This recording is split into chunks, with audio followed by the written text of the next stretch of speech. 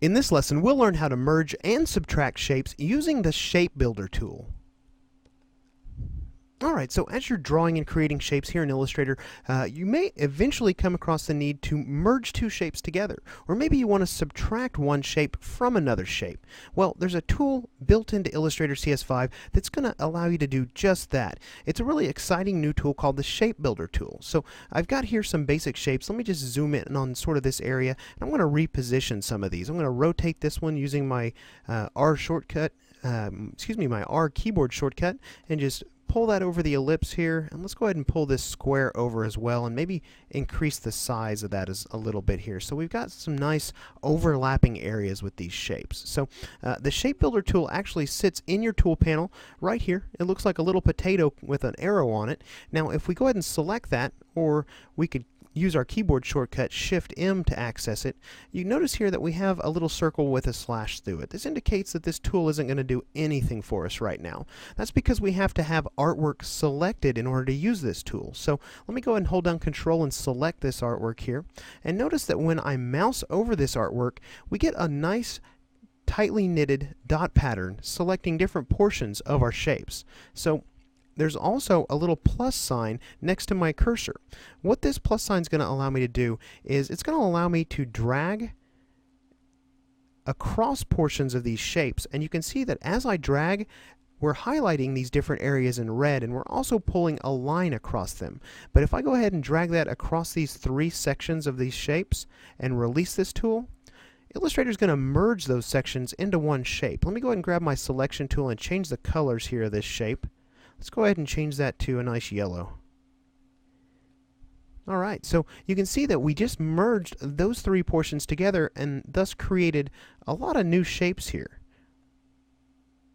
Pretty cool, huh? Let me go ahead and undo that here and select all these again and grab my Shape Builder tool, because not only can we actually add shapes to other shapes, we can actually subtract shapes from a selection. So let me go ahead and hold down my Alt key on my keyboard, and notice that the plus sign now changes to a minus sign, and we could come in here. Maybe we want to remove this triangle in the very center. Let's just click on that triangle, and you can see that we've actually removed that shape from these combined shapes. So we can actually remove shapes as well. Now, one other cool feature about the Shape Builder tool is that we can actually hold down our Shift key and use it with a marquee selection. So I want to go ahead and use the Shift key modifier here and just drag a marquee around all of these shapes at once.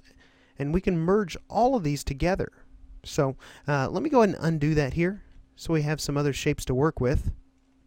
Now, the Shape Builder tool does have some options that you should probably be familiar with. Let me come over here and just double click on the tool, and you're going to see here that we get our Shape Builder tool options. Now, the Shape Builder tool does have the ability to detect small gaps between shapes. Maybe two shapes aren't quite overlapping, there's just a little bitty gap there. We can actually turn on gap detection here, and we can set it to detect small gaps, medium gaps, or large gaps, and what the Shape Builder tool will actually do is fill those gaps with a shape.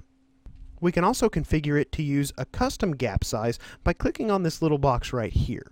Now, moving on down, we have some other options here. We can consider open filled paths as closed. So if a path isn't open, we can use that as a shape with the Shape Builder tool as long as it's filled.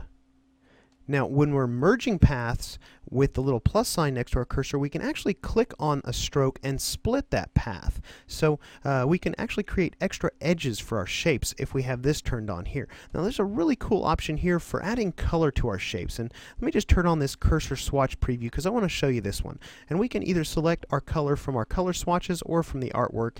I'm going to leave it on swatches for right now.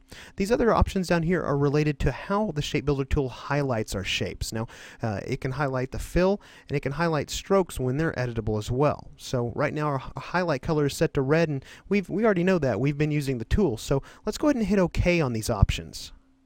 Now, when I do, you can see here that we have some swatches that now appear over our cursor. Now, if I show you my swatch panel here, the little yellow swatch in the middle is the one with the white highlight around it.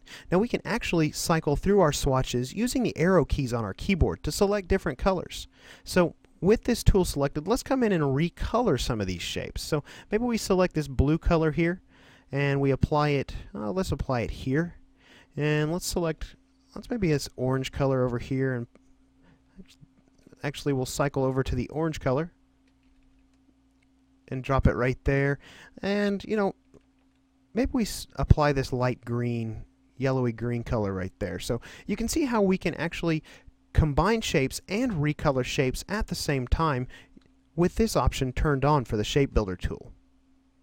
Now, Illustrator does actually have a special panel that will allow you to perform some of these similar functions called the Pathfinder panel. And we haven't actually talked about that yet, but we will in the next lesson. And just know that it allows you to do some of the same type of functions. Let me go ahead and come down here and show you how I might actually use this tool. Now, we've got our trees here, and remember on this letterhead, we were actually creating some sort of a landscape down here. Now maybe I wanted to take some of these trees and merge them together so that I can do a free transform on them and actually lay them down as shadows here. Maybe they're shadows being cast in front of the trees. So if we click on this tree right here, we can see that's a group. I'll just Control-Shift-G to ungroup that and zoom in on that tree. And you know what? Let's grab our Shape Builder tool. Let me go ahead and select the tree and grab that Shape Builder tool here, and you know what? Let's go ahead and recolor this with, let's pick a blue color. How about this color? And we can just come in here and start dragging these shapes together to merge this artwork. Now, this is pretty complex artwork. There are a lot of really tiny shapes here. See all these little shapes? Now, rather than sit there and be patient and try and merge all these together, what I would probably do, because I want to merge all of these together, is just hold down my Shift key and draw a marquee around that entire tree and let the Shape Builder tool do all the work for me.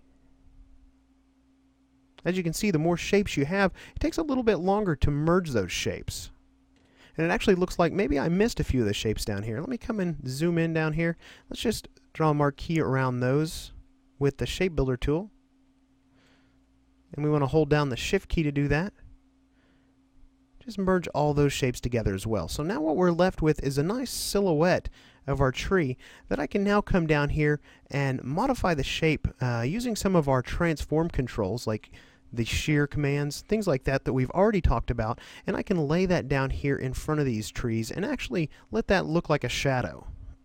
Alright, so in this lesson we have learned about the new Shape Builder tool in Illustrator CS5. Take a time out and play with this Shape Builder tool and really experiment it. Experiment with it. It's a lot of fun to use. So in the next lesson we'll pick up where we're leaving off here, and we're going to learn about the Pathfinder panel.